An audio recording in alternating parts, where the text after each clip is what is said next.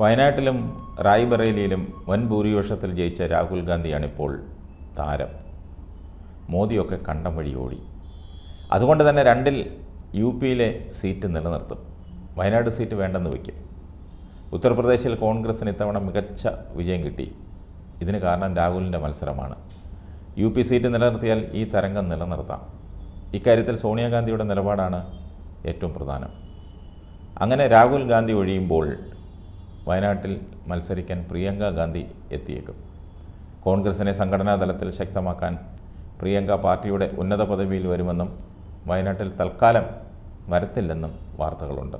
അങ്ങനെയെങ്കിൽ വയനാട്ടിൽ കേരളത്തിൽ നിന്ന് തന്നെ ഒരു സ്ഥാനാർത്ഥി വരും. ഇക്കാര്യത്തിൽ പ്രിയങ്കയുടെ നിലപാടും നിർണായകമാണ്. പ്രിയങ്ക മത്സരിക്കുമെന്ന പ്രതീക്ഷ KPCCക്കുമുണ്ട്. നിറം മങ്ങിയ വിജയത്തിലേക്ക് BJPയെയും NDAയും കൂപ്പുകുത്തിച്ചതിന് പിന്നിൽ നിർണായകമായത് രാഹുൽ ഗാന്ധിയുടെ ഇടപെടലാണ്. പാർട്ടിയെയും സഖ്യത്തെയും AICC അധ്യക്ഷൻ മല്ലികാർജ്ജുൻ ഖാർഗെ ചേർത്ത് നിർത്തിയപ്പോൾ വോട്ടർമാരെ ഒപ്പം നിർത്താനുള്ള ഓട്ടത്തിലായിരുന്നു രാഹുൽ ഗാന്ധി. ഇത്തവണ 107 പൊതുപരിപാടികളിലാണ് രാഹുൽ ഗാന്ധി പങ്കെടുത്തത്. വയനാട്ടിലും റായ്ബറേലിയിലും ജനവിധി തേടി. 2ഇടത്തും വൻ വിജയം.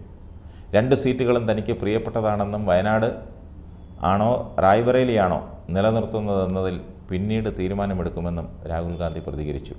സോണിയാഗാന്ധിയുടെ ആഗ്രഹം UP-യിൽ മകൻ തുടരണമെന്ന് തന്നെയാണ്. SP നേതാവ് അഖിലേഷ് യാദവും ഈ നിലപാടിലാണ്. ഭാരത് ജോഡോ യാത്രയ്ക്കിടെ പാർട്ടി നേതൃത്വം മല്ലികാർജ്ജുൻ ഖാർഗെയ്ക്ക് കൈമാറിയ രാഹുൽ ഗാന്ധി നിർണായക തീരുമാനമാണ് അന്നെടുത്തത്. ഇതെല്ലാം കോൺഗ്രസിൻ്റെ കുതിപ്പിന് കാരണമായി.